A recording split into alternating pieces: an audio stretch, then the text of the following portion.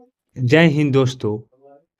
अभी आप डिवाइन गुरु के यूट्यूब चैनल को देख रहे हैं, जिसमें आधुनिक भारत के इतिहास के बारे में पढ़ेंगे। ये बुक हालांकि एनसीईआरटी सार संग्रह महेश कुमार बनवाल की है। इससे पहले हमने कुल 14 भाग को पढ़ा चुके हैं और आज की जो क्लास होगा वो भाग 15 होगा। जो भी दोस्तों इससे पहले वाली क्लास को नहीं देखे हैं तो कृपया इसका लिंक हमने डिस्क्रिप्शन में डाल चुके हैं, जो जा करके प्लीज़ देखें। तो चलिए स्टार्ट करते हैं। कैबिनेट मिशन, संविधान सभा तथा अंतरिम सरकार का गठन को देखेंगे। ब्रिटिश प्रधानमंत्री इटली लेबर पार्टी द्वारा भारतीय नेताओं से बातचीत के लिए किस संसदीय दल का गठन किया गया? Cabinet mission. कैबिनेट मिशन दल का गठन किया गया।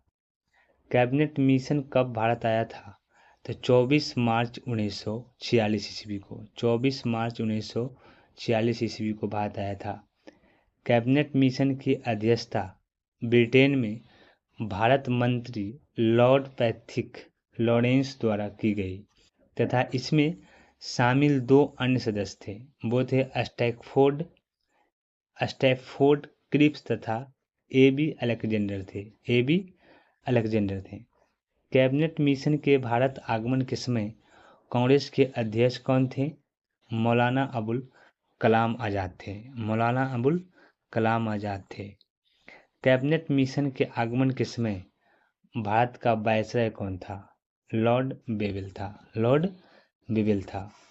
कांग्रेस के किस प्रमुख नेता द्वारा कैबिनेट मिशन का पूर्ण समर्थन किया गया? तो वो थे महात्मा गांधी के द्वारा। महात्मा गांधी के द्वारा। उसके बाद हम लोग देखते हैं दोस्तों कैबिनेट मिशन के प्रमुख प्रावधान के बारे में। तो पहला पॉइंट ये है कि भारत की एकता बनाए रखी जाए। दूसरा है कि मुस्लिम लीग की पाकिस्तान की मांग अस्वीकार कर दी गई। भारत एक संघ होगा जिसमें ब्रिटिश प्रांत तथा देशी रियासतें शामिल होगी। संविधान सभा का गठन किया जाएगा जिसमें प्रांतीय विधानसभा तथा देशी रियासतों के प्रतिनिधि शामिल होंगे।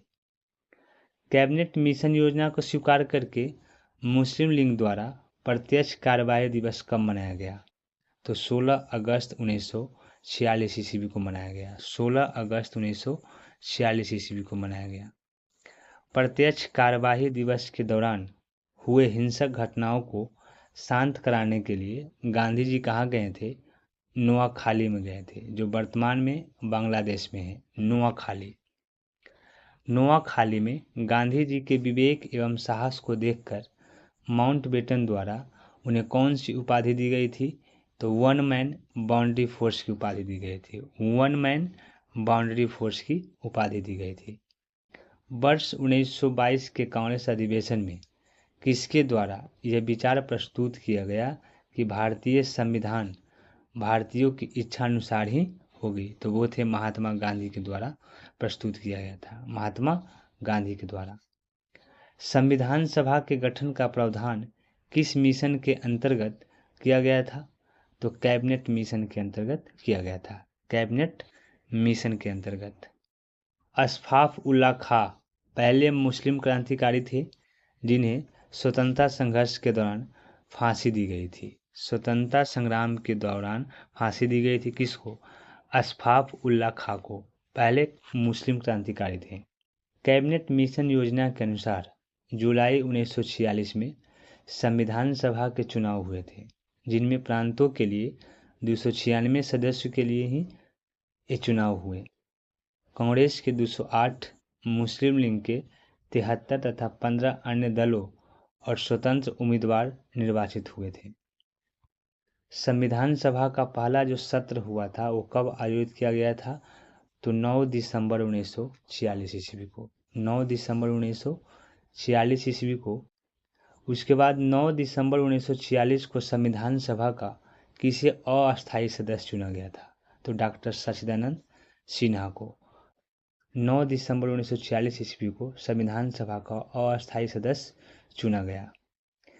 उसके बाद 11 दिसंबर 1946 को संविधान सभा की दूसरी बैठक में किसको अस्थायी सदस्य चुना गया? तो वो थे राजेंद्र प्रसाद। वायसराय बेवेल द्वारा किसे अंतरिम सरकार बनाने का निमंत्रण दिया गया? तो जवाहरलाल नेहरू को। जवाहरलाल नेहरू को वायसराय बेवेल द्वारा अंतरिम सरकार बनाने का निमंत्रण दिया गया। जवाहरलाल नेहरू के नेतृत्व में अंतरिम सरकार का गठन कब किया गया था? तो 2 सितंबर 1946 ईस्वी को। 2 सितंबर 1946 ईस्वी को। लियाकत अली सहित मुस्लिम लीग के 5 सदस्य कब अंतरिम सरकार में शामिल हुए? तो 26 अक्टूबर 1946 ईस्वी। 26 अक्टूबर 1946 ईस्वी को। उसके बाद हम लोग देखेंगे अंतरिम सरकार का मंत्रिमंडल। जवाहरलाल नेहरू जो कार्यकारी परिषद के उपाध्यक्ष विदेश मामले एवं राष्ट्रमंडल से संबंधित मामले में थे। वल्लभ भाई पटेल गृह सूचना एवं प्रसारण विभाग तथा रियासत संबंधी मामले में थे। उसके बाद बलदेव सिंह थे जो रक्षा मंत्री थे, रक्षा विभाग में थे। जॉन मथाई उद्योग एवं आपूर्ति विभाग में थे। सी राजगोपालचारी जो शिक्षा विभाग में थे। सी एच भाभा जो कार्यखान तथा बंदरगाह विभाग में थे। उसके बाद डॉक्टर राजेंद्र प्रसाद खाद्य एवं कृषि विभाग में थे। आसफ अली जो रेल विभाग में थे। जगजीवन राम जो श्रम विभाग में थे। उसके बाद लियाकत अली खां जो वित्त विभाग में थे, फाइनेंस मिनिस्टर के रूप में काम किए थे, वित्त कैबिनेट मंत्री के रूप में काम किए थे। उसके बाद हम लोग देखेंगे भारत का विभाजन एवं स्वतंत्रता के बारे में।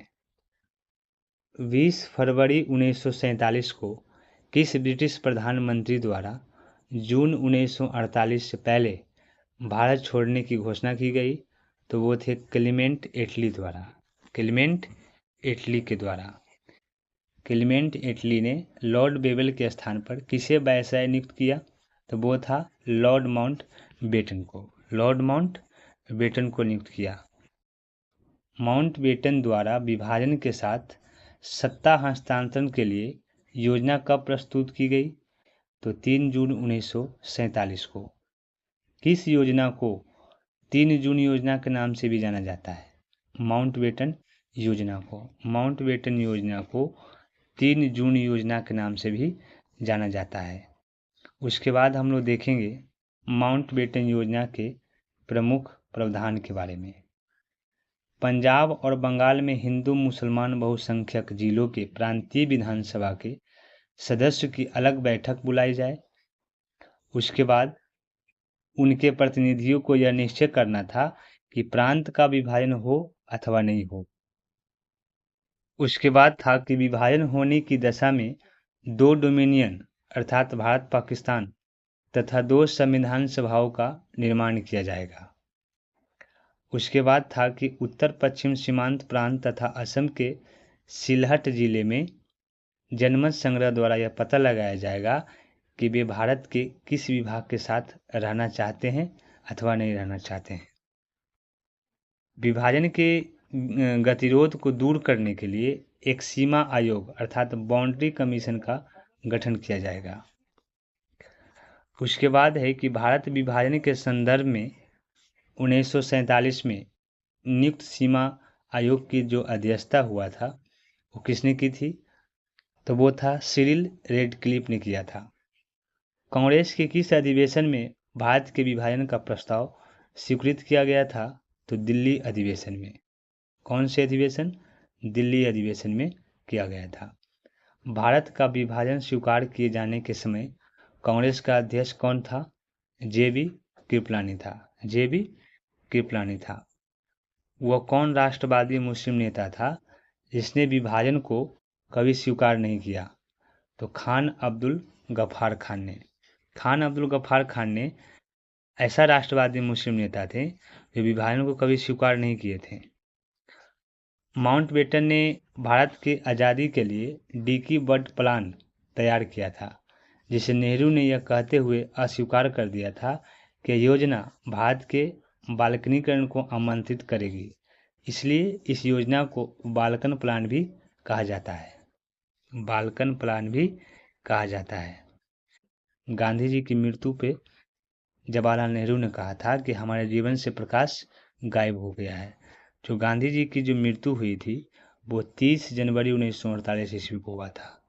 30 जनवरी 1948 ईस्वी को ब्रिटिश संसद द्वारा 18 जुलाई 1947 को किस नाम से माउंटबेटन योजना को स्वीकृति प्रदान की गई थी?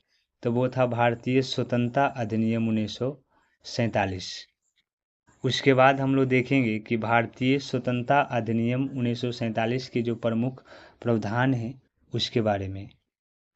तो पहला प्रावधान ये था कि 15 अगस्त 1947 से भारत और पाकिस्तान नामक दो भागों में बांट दिया जाएगा। प्रत्येक अधिराज्य अर्थात डोमिनियन में एक गवर्नर जनरल होगा जिसकी नियुक्ति इंग्लैंड का सम्राट करेगा। उसके बाद नए संविधान का निर्माण होने तक दोनों राज्यों का प्रशासन भारत शासन अधिनियम 1935 के अनुसार चलाया जाएगा। उसके बाद था कि भारतीय राजवाड़ों को स्वतंत्र रहने का विकल्प नहीं दिया जा सकता है। उन्हें या तो भारत में रहना होगा या पाकिस्तान में रहना होगा, कहीं एक जगह रहना होगा। भारत की स्वतंत्रता के समय कांग्रेस का अध्यक्ष कौन था? तो वो था जेबी कृपलानी था। भारत का अंतिम वायसराय कौन था? लॉर्ड माउंटबेटन था। स्वतंत्र भारत के प्रथम गवर्नर जनरल कौन था? तो लॉर्ड माउंटबेटन था। स्वतंत्र भारत के प्रथम एवं अंतिम भारतीय गवर्नर जनरल कौन थे? तो सी राजगोपालचारी थे। कांग्रेस के किस प्रमुख नेता ने स्वतंत्रता दिवस के समारोह में भाग नहीं लिया था? तो वो थे महात्मा गांधी जो स्वतंत्रता दिवस समारोह में भाग नहीं लिए थे। 15 अगस्त 1947 की मध्य रात्रि में केंद्रीय असेंबली में जनगण मन तथा इनकलाब द्वारा रचित सारे जहां से अच्छा हिंदुस्तान हमारा किसके द्वारा गाया गया था? तो वो थे एम.एस. सुब्बुलक्ष्मी के द्वारा गाया गया था। प्रथम बार भारत के प्रधानमंत्री की नियुक्ति किसके द्वारा की गई थी? तो गवर्नर जनरल के द्वारा प्रथम प्रधानमंत्री की नियुक्ति की गई थी। उसके बाद है कि पाकिस्तान का प्रथम गवर्नर जनरल कौन था? तो मोहम्मद अली जिन्ना था। भारतीय संविधान को पूर्ण रूप से कब लागू किया गया? तो 26 जनवरी 1950 ईस्वी को पूर्ण रूप से लागू कर दिया गया भारतीय संविधान को। भारत की स्वतंत्रता के पश्चात लोकसभा का प्रथम अध्यक्ष किसे बनाया गया था? अर्थात लोकसभा का प्रथम स्पीकर किसे बनाया गया था? तो वो थे जीवी मावलंकर थे।